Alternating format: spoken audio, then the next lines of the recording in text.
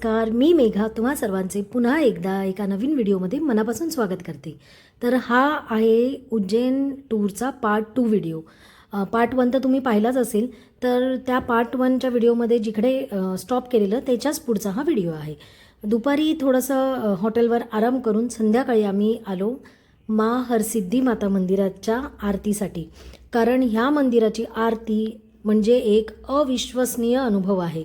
21 फुटांचे 2 दीपस्तंभ रोज आरतीच्या वेळेला प्रज्वलित केले जातात आणि इथून पुढे ना फार कमी व्हॉइस ओव्हर असेल, कारण तुम्ही त्या म्युझिकची, त्या ढोल ताशाचा अनुभव घ्यावा अशी माझी इच्छा आहे।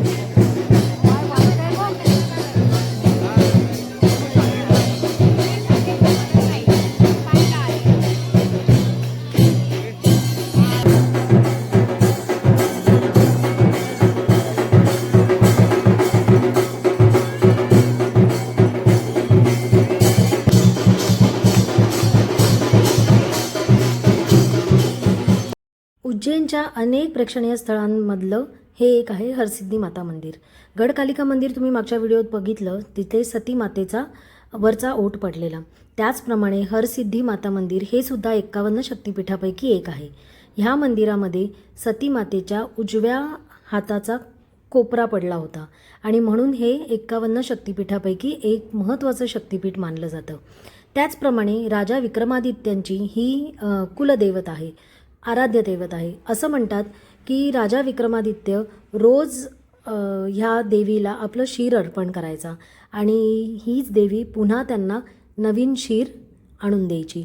तर असं विक्रमादित्यांचं खूप मोठं प्रस्थ असलेली ही हरसिद्धि माता मंदिर, म्हणजे तुम्ही विचार करा, त्या विक्रमादित्य हा जो अत्यंत शूर आणि अत्यंत न्यायशील असा राजा होऊन गेला उज्जैनचा, त्या राजाच्या मागे खंबीरपणे उभी राहिलेली ही हरसिद्धि माता मंदिर, ही हरसिद्धि माता खरंच आपल्या हिंदू धर्मात लास्ट टाईम मी जसं सांगितलं, इतक्या सुंदर गोष्टी आहेत, फक्त आपल्याला ना त्या गोष्टी माहिती असणं गरजेचं आहे।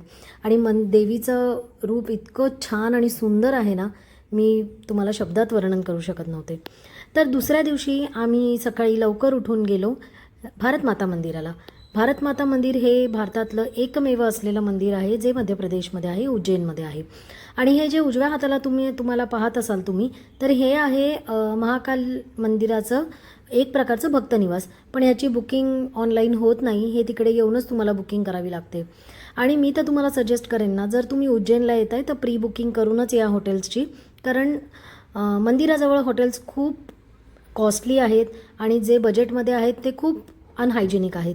त्यामुळे आम्ही उज्जैन स्टेशनच्या 200 मीटर जवळ असलेल्याच हॉटेलवर थांबलेलो। व्हिडिओच्या शेवटी तुम्हाला मी रूम टूर देणारच आहे।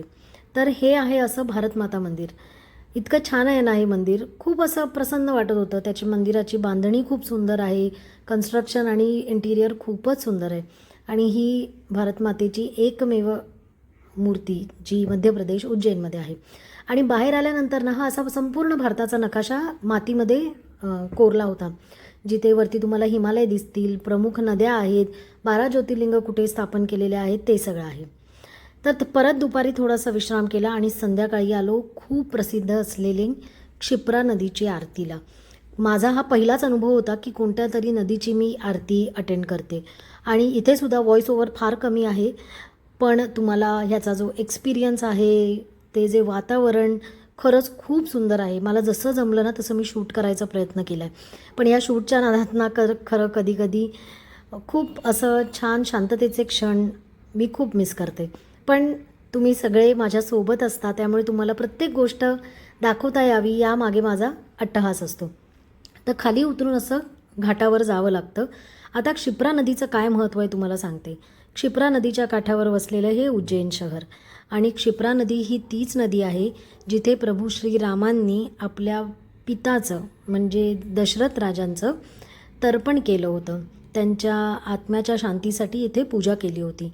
त्यामुळे या घाटाला रामघाट असं म्हणतात आणि विशेष महत्त्व आहे। तुम्ही उज्जैनमध्ये, आम्ही 2 दिवस उज्जैनला ठेवले होते, कारण एक संध्याकाळ आम्हाला हरसिद्धि माता मंदिराची आरती पाहायची होती आणि दुसऱ्या वेळेला मला क्षिप्रा नदीची आरती पूर्ण पाहायची होती। कारण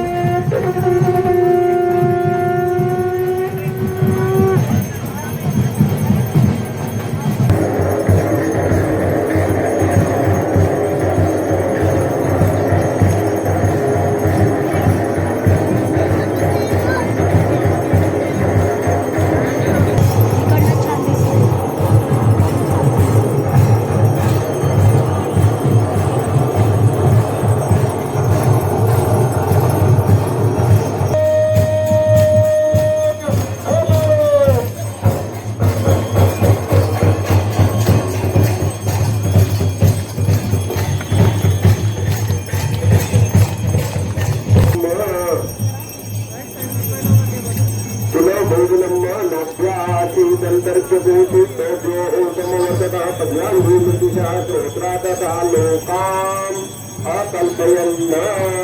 नदीच्या आरतीसाठी आम्ही सुद्धा ताट घेतलं होतं, कारण तिथे 50-50 रुपयाला अशी ताटं तुम्हाला देतात की तुम्ही तुमच्या हाताने क्षिप्रा नदीची आरती करू शकता.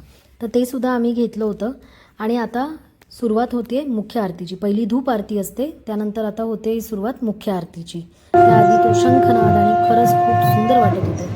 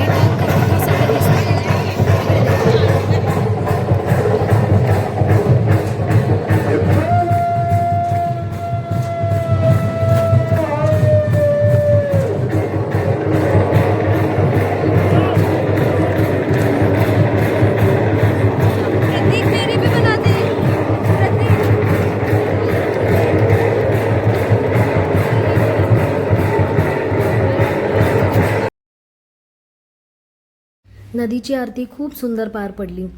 आरतीनंतर असं म्हणतात की दीपदान करणं खूप गरजेचं आहे.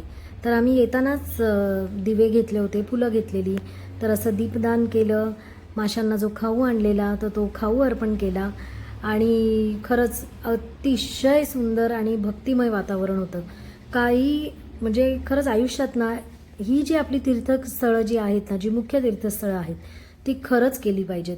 आणि जितक्या लवकर शक्य होईल ना तितक्या लवकर केली पाहिजेत. असं अजिबात नाही आहे की तीर्थयात्रा करायला वयाची 60 वर्ष उलटून जायला लागतात. अरे आपलं शरीर पण तेवढं साथ द्यायला हवं ना त्या वयामध्ये. त्यामुळे मी तर आता ठरवलं आहे, एकही वर्ष असं घालत जाऊ द्यायचं नाही की आपण हे प्रसिद्ध तीर्थक्षेत्रापैकी एक तीर्थक्षेत्र आपल्याला करता येणार नाही. तर नदीची आरती झाल्यानंतर आम्ही आलो महाकाल कॉरिडोरला. हे महाकाल मंदिराच्या मागच्याच बाजूला आहे. आणि सकाळी पण असतं चालू, पण ही संध्याकाळी जी बघण्यात मजा आहे ना ती अप्रतिम आहे. सगळं काही शूट करता नाही आलं कारण माझी बॅटरी फोनची डाऊन झाली होती, पण जेवढं शक्य झालं तेवढं मी केलं.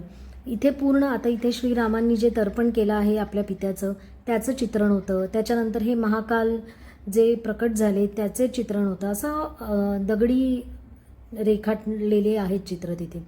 त्यानंतर हा महादेवांचा भव्य दिव्य पुतळा, त्याच्याच बाजूला दिसणारं हे भारत माता मंदिर. एकंदर ना खूप सुंदरच महाकाल कॉरिडोर केलं आहे खरंच. आणि महादेवांच्या आयुष्यातली जेवढी काही चित्रणं आहेत, जेवढे काही प्रसंग आहेत ते आहेत. हे बघा आता इथे समुद्रमंथनातनं जे विष हलाहल बाहेर आलं ते महादेवांनी प्राशन केलेलं त्याचं हे काय म्हणतात स्टॅच्यू आहे.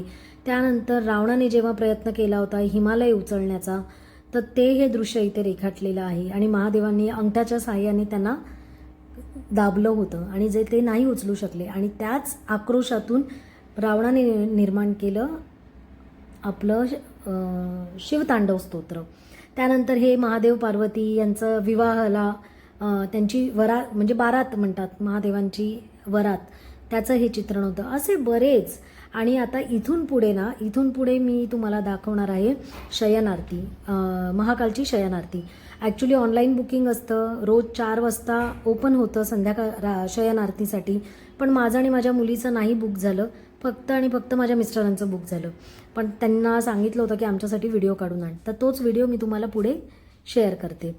तर अतिशय असं सुंदर हे महाकाल कॉरिडोर आहे. व्हिडिओ शेवटपर्यंत पहा, तुम्हाला महाकालची शयनारतीसुद्धा दिसेल. जसं पुढे जात होतो तसं महादेवांचं एक एक प्रसंग रेखाटलेलं आम्हाला दिसत होतं. आणि थोडंसं पुढे गेल्यानंतर आम्हाला एक सुंदर चित्र दिसलं. महादेवांनी जे चंद्रशेखर रूप धारण केलं होतं त्याचं. महादेवांनी जेव्हा चंद्राला अभय देऊन त्यांना स्वतःच्या मस्तकी विराजमान केलं होतं. हा तो पुतळा आहे. खूप छान वाटत होतं. असे खूप प्रसंग आहेत, पण सगळंच वेळेअभावी नाही आम्हाला करता आलं. हे कालभैरव स्वरूप महादेवांचं, जे कालभैरव मंदिर आहे त्यांचंच हे स्वरूप आहे. त्यांचं वाहन आहे काळा कुत्रा.